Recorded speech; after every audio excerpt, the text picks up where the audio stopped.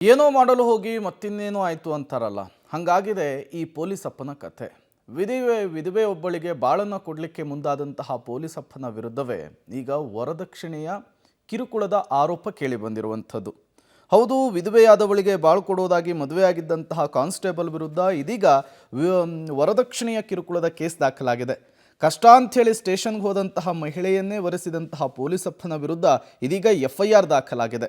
ಅಂದಹಾಗೆ ಪ್ರಕರಣದ ಹಿನ್ನೆಲೆಯನ್ನು ನೋಡುವುದಾದರೆ 2006ರಲ್ಲಿ ಶೇಷಾದ್ರಿಪುರಂ ಠಾಣಾ ವ್ಯಾಪ್ತಿಯಲ್ಲಿ ವ್ಯಕ್ತಿಯ ಕೊಲೆಯಾಗಿತ್ತು.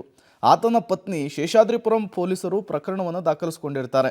ಆಗ ಶೇಷಾದ್ರಿಪುರಂ ಠಾಣೆಯಲ್ಲಿ ಮನೋಜ್ ಕಾನ್ಸ್ಟೇಬಲ್ ಆಗಿರ್ತಾರೆ. ಅವರ ಈ ಪತಿಯ ಕೇಸ್ ಸಲುವಾಗಿ ಆರೋಪಿಗೆ ಸಮನ್ಸನ್ನು ಜಾರಿ ಮಾಡಿರ್ತಾರೆ. 2019ರಲ್ಲಿ ಸಮನ್ಸ್ ಕಾಪಿಯನ್ನು ಕೊಡಲಿಕ್ಕೆ ಶೇಷಾದ್ರಿಪುರಂ ಠಾಣೆಗೆ ಮಹಿಳೆ ಕೂಡ ತೆರಳಿರ್ತಾರೆ.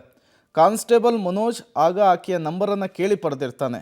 2024ರವರೆಗೂ ಕೂಡ ಮನೋಜ್ ಸುಮ್ಮನಿರ್ತಾನೆ. ಕೆಲ ತಿಂಗಳ ಹಿಂದೆ ಫೋಟೋ ಕಳುಹಿಸುವಂತೆ ಮೆಸೇಜ್ ಮಾಡಿದ್ದ. ಫೋಟೋ ಕಳಿಸ್ತಾ ಇದ್ದಂತೆ ಐ ಲವ್ ಯು ಅಂಥೇಳಿ ಮೆಸೇಜೇ ಹಾಕ್ಬಿಟ್ಟಿದ್ದ. ನಾನು ನಿಮ್ಮನ್ನು ಮದುವೆ ಆಗ್ತೇನೆ, ತುಂಬ ಚೆನ್ನಾಗಿ ನೋಡ್ಕೋತೇನೆ ಅಂಥೇಳಿ ಮಹಿಳೆಗೆ ನಂಬಿಸ್ಬಿಟ್ಟಿದ್ದ. ಮಹಿಳೆ ಕೂಡ ಮದುವೆಗೆ ಒಪ್ಕೊಂಡ್ಬಿಡ್ತಾರೆ.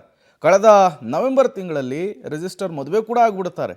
ಮದುವೆಯಾಗಿ ತನ್ನ ಕ್ವಾರ್ಟರ್ಸ್ಗೆ ತಂದ ಬಳಿಕ, ಅಂದರೆ ಮಹಿಳೆಯನ್ನು ಕರೆದುಕೊಂಡ ಬಂದ ಬಳಿಕ ಕುಟುಂಬಸ್ಥರು ಅವಾಚ್ಯ ಶಬ್ದಗಳಿಂದ ನಿಂದಿಸ್ತಾರಂತೆ.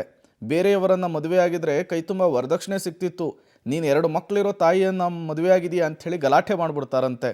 ಇನ್ನು ಮನೋಜ್ ಕೆಲ ದಿನದ ನಂತರ ಯಾವಾಗಲೂ ಕೂಡ ಮೊಬೈಲ್ನಲ್ಲಿ ಬ್ಯುಸಿ ಆಗಿರ್ತಿದ್ದಂತೆ. ಕೇಳಿದ್ದಕ್ಕೆ ಪತ್ನಿ ಮೇಲೇ ಹಲ್ಲೆ ಮಾಡಿದ್ದಾನೆ ಅಂಥೇಳಿ ಆರೋಪ ಮಾಡ್ತಿದ್ದಾರೆ. ಗಂಡನ ವರ್ತನೆಯನ್ನು ನೋಡಿ ಮನೋಜ್ ಮೊಬೈಲ್ ಚೆಕ್ ಮಾಡಿದಾಗ ಕಾನ್ಸ್ಟೇಬಲ್ ಮನೋಜನ ಅಸಲಿಯತ್ತು ಗೊತ್ತಾಗಿದೆ.